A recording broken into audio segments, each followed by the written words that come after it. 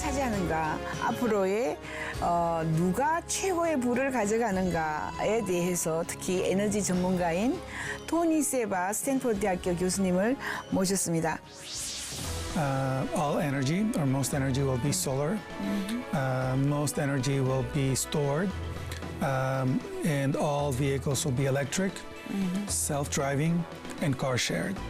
So 4 key technologies: energy storage, because solar is getting cheaper than any other form of energy, and it's also cleaner, of course, right? But solar energy, electric vehicles, and self-driving cars are going to totally destroy the existing system of energy and transportation that we've had for 100 years.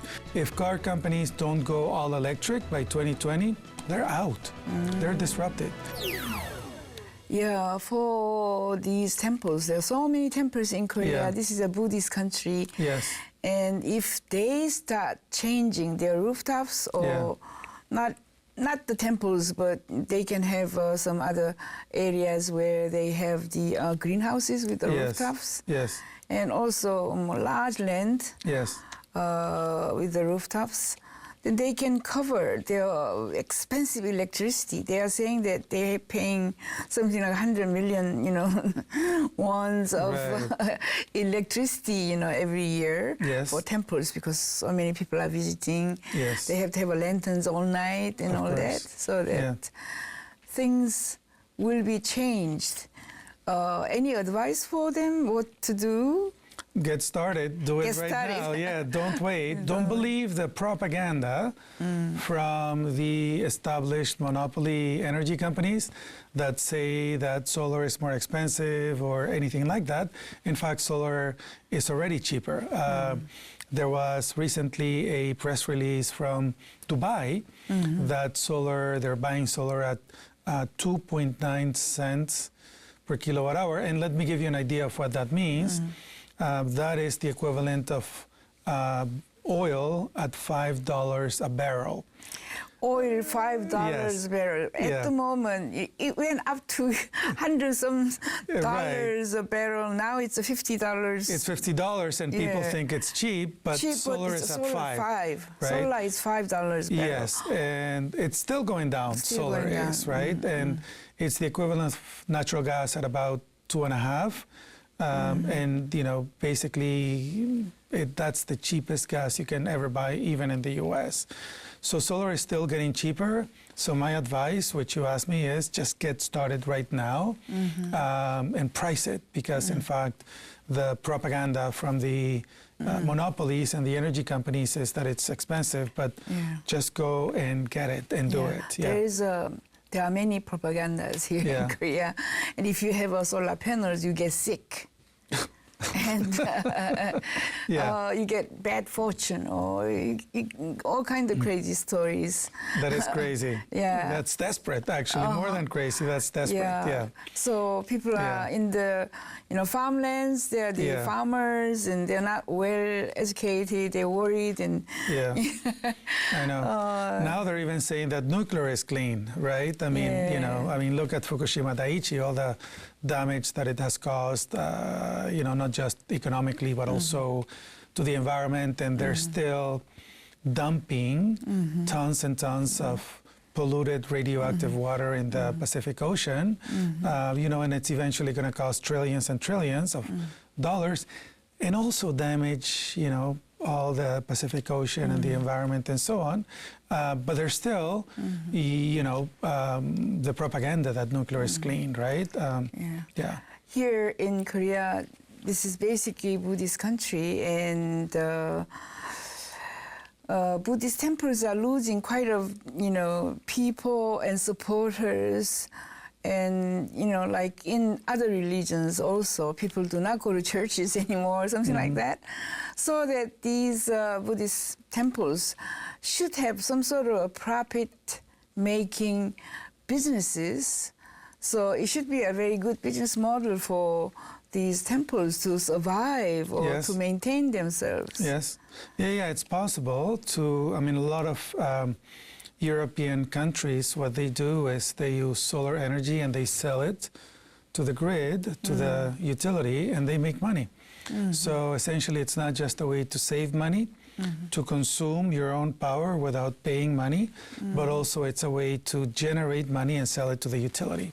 So when you have the land, when you have the rooftop, solar itself, photovoltaic, is becoming so cheap that it's only a small % of the total cost of installing a solar power plant. So if you have the land, if you have the rooftop, and there's enough capital that will finance solar power plants, and then you can make money doing that. So you can both be clean, save money, and also make money by selling the energy back to the utility. So, yeah, quite a lot of benefits. In Korea, there were several sort of rallies. Yes. I don't know, they may still have some rallies up against the idea of, KEPCO's having huge tower of transmission towers over their land, over their mountains, or nearby the temples, so that, we do not need all those, transplant towers. Huge towers if we use solar. Solar can be is the one form of energy that essentially can give you independence. If you have enough rooftop and enough land, essentially, you can store it in the batteries, which are coming down in cost. So essentially, you don't need to. You can get off the grid if you want to. And I'm not saying that most people will get off the grid, but if you want to, then solar gives you that possibility without having to deal with. The religious people are also environmentalists, and they are worried about climate change and water shortage. All this. This is beneficial, basically. Then it's very beneficial. I mean, this is going to happen. Regardless of what people believe about climate change or anything like that. But when it does happen, essentially what Clean Disruption says is that energy and transportation are going to be zero carbon industries by 2030. Zero carbon and zero pollution. By 2030. 2030, right? Wow. And zero pollution, not just zero carbon, but zero radioactive pollution. And also, energy generation, thermal generation today uses a lot of water, a lot of fresh water that could be used for agriculture, that could be used for animals, that could be used for human consumption. And solar and wind, neither one of them consumes any water, right? Once in a while you need to wash it, but that's it. Inverter, you need to change an inverter, you need to change it every 10 years. Every 10 years. Every 10 years. But other than that, basically it takes care of itself. So this is the easiest job. Solar job's the easiest job. You install it, you just get the money monthly. And then 10 years, you change the inverter. That's it.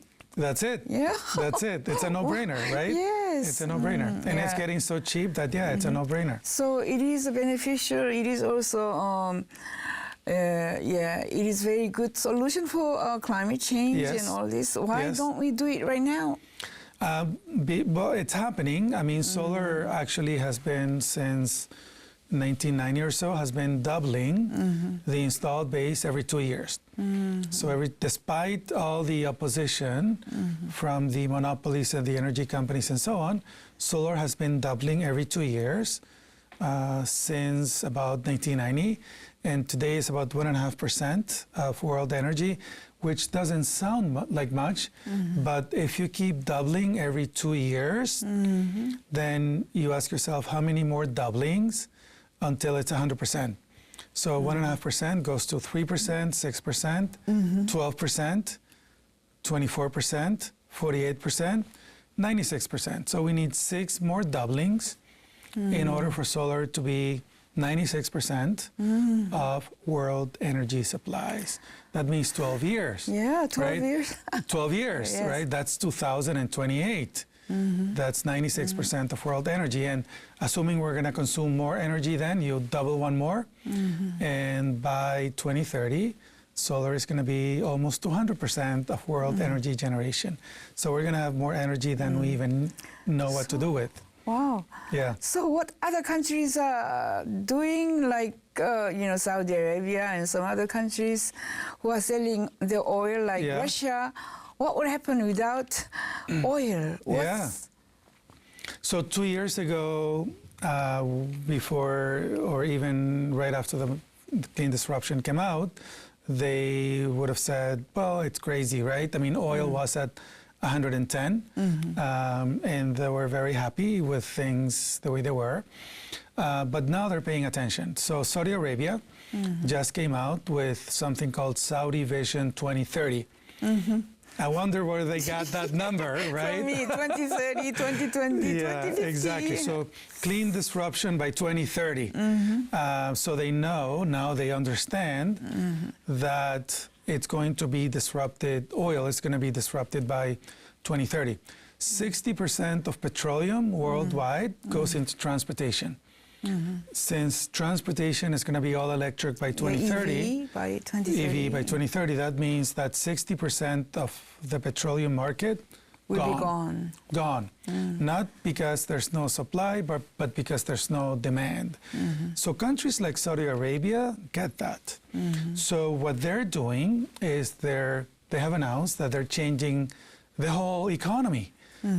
So they are basically, they have a new sovereign wealth fund, which means that they're saying that the cash from oil, they're going to put into an investment fund instead of spending it. They're not spending it, they're saving it. They're saying that instead of spending it, we want to save it and invest it so that by 2030, when oil is obsolete, we want to have $2-3 trillion in that investment account that we can use for our citizens and for government purposes and whatever. But also in the meantime, they say that they're going to attract new industries and so on. And the Saudi Aramco, the oil company, the national oil company, they're going to list it in the market so that they're taking it public, which would have been unthinkable 2 years ago. That's right. So they're listing it so that essentially they can take some of that money off the table and put it in the sovereign wealth fund. So places, and also they said that they're investing about $100 billion in solar energy so that they can create electricity for both desalination and for power from solar, which is already cheaper than oil, right? So Saudi Arabia is going for solar. Totally, Saudi Arabia is going for solar, and because it makes economic sense for them to do it. And other countries are going solar too. Dubai is going for solar. Dubai is going solar. Abu Dhabi is going solar. Abu Dhabi, Dubai. So Dubai, Germany, California, Australia, a lot of China. China has gone from pretty much nowhere 10 years ago, and now they're the #1 solar market in the world. And so they are also going solar in a big way. So many countries, very large countries, are going solar. The U.S. is going to double its solar this year. Double. 100% in 1 year. 1 year. Yeah, so so in the U.S., solar is accelerating. Remember I said that solar was doubling every 2 years? Every 2 years, So now in the U.S., at least, solar is going to double in 1 year. So it's accelerating. So people are asking you to come and talk to them, and what do they ask you? What are you going to do with this sort of disruption? What am I going to do? Yeah. You're going to help all these countries, or you're going to help humankind? Yes, which is what I'm doing now. A lot of countries are asking me to advise them. So I've talked to many ministers of energy and minister of science and ministers of transportation and so on, who are asking me to advise them on what to do, essentially. So that's one of the ways in which I'm helping humanity, so to say, in helping them go through the transition. Yes.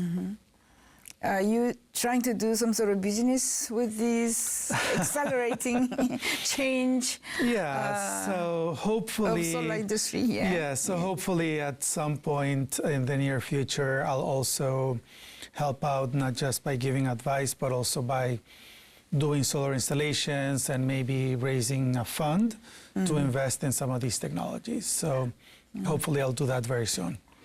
Very So now I'm helping others, investors, to make money, and I'm helping other solar companies to make money, do good and be good, right? Make money and also be green. And soon I'm going to be able to get into the business myself and help out that way too. Yeah. Also, you met with the gender equality minister in Korea yesterday. Yes. And she was asking your advice for solar jobs for women in Korea. Yes. So that was a pleasure meeting with her. And one of the interesting things about disruption is that disruptions happen in industries that the established networks don't realize is going to happen. So if you're in a new industry, if you're in a new disruptive industry like solar, essentially you have a lot of opportunities. And so whether you're a woman or you're a man or it doesn't matter who you are, there are opportunities because the established networks, the established people are not paying attention to that. So for instance, I am part of a solar incubator in the United States outside San Francisco. What is it called? It's called Powerhouse Solar. And our CEO is female. And the COO, Chief Operating Officer, is female. And many of our entrepreneurs are also female.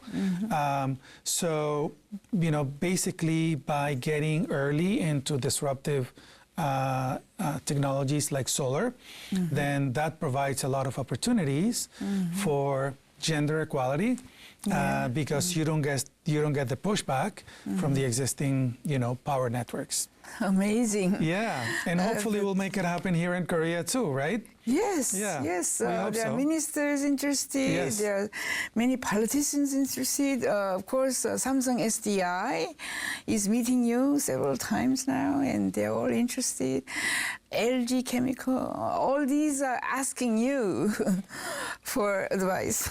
Yeah, this is happening. I mean, it's good that it's good for the world, but it's good, and it's also good that it's happening, and I'm able to help them out and advise them and so on. Clean disruption. My book has been right on. I mean, it's been very, very accurate in my predictions. So it's very scientific the way that I'm predicting how things are going to happen. And because I've been so accurate, then a lot of these companies and politicians are asking me for help, and also investors. Oh, yeah. This is amazing. The changes are so surprising. It's what do you say? I'm shocked, basically. Anything else you'd like to comment, or anything to tell the Korean public? Would you like to say I think more pay things? attention to this disruption. The disruption is happening. Solar, energy storage, electric vehicles and self-driving cars. Korea has the technologies. Korean companies have the technologies. They can make it work, both inside Korea and as an export industry. And it's just a matter of making it work. It's just a matter of committing, believing that it's going to happen, which many companies are starting to believe that it's actually going to happen the way that I predicted. So Korea is in good shape. Korea has the technology, such as the ESS. We are Batteries. very good at battery making. Samsung Solar. SDI and LG Chem and Hanwha is also making, and they are very Very good. And it has the technologies for electric vehicles, the electronics. It has the technologies for self-driving cars. So Korea is in a good position. It has the technologies very good and the position. people. We are competitive, but Yes. but Has the to government commit. or the Basically, government or exactly. public The has to public. support Yes. and have to have policies. Yes, the right regulations, the right Regulations, policies that don't protect old industries at the expense of these new industries. That's right. We have to support new industries Exactly. rather than protecting the Old industries. old Yes, dying industries. Exactly. So the government should protect people, not industries. So they confuse protecting old industries with protecting people. That's not what they're doing.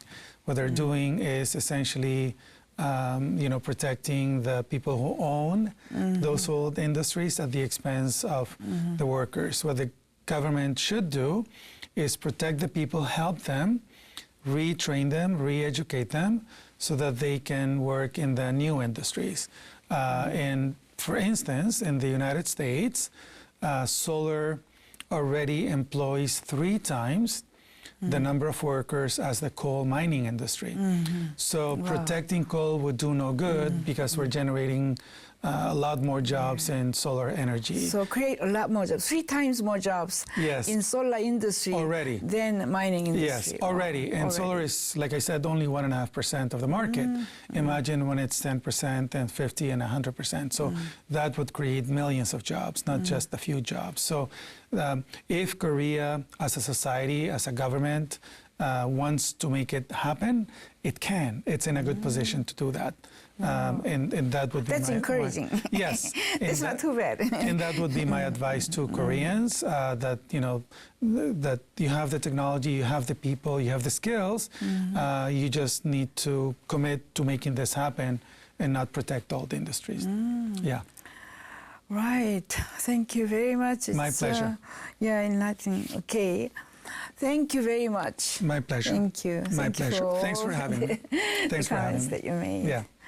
오늘 이렇게 저희들에게 특히 용기를 주는 한국이 전 세계에 내놓아도 뭐 나쁘지 않은 거의 1등 할 수 있는 이런 기술은 가지고 있다. 그러므로 빨리 다양하게 정책을 바꾸든가 정부의 이런 그 노력을 통해서 우리가 솔라라든가 전기차라든가 뭐 이런 쪽으로 움직이는 이런 모습을 우리가 보여줘야 하겠다라고 조언을 해주셨습니다. 토니세바 교수님 오늘 정말 감사합니다. Thank you very much. Thank you. Thanks for having me. 컴퓨터를 만드는 회사들이 자동차를 앞으로 무인차를 대량 생산할 것이다. 완전히 풀로 충전이 되는 충전소를 정부 예산 5조 원을 들여가지고 곳곳에 설치하겠다. 굉장히 강력한 철강보다 강철보다 강판보다 200배로 강한 그래핀으로 자동차를 이미 만들었습니다. 앞으로 석유보다 배터리, 리튬이온 배터리 또는 다양한 배터리들이 우리들에게 급속하게 다가올 것이다.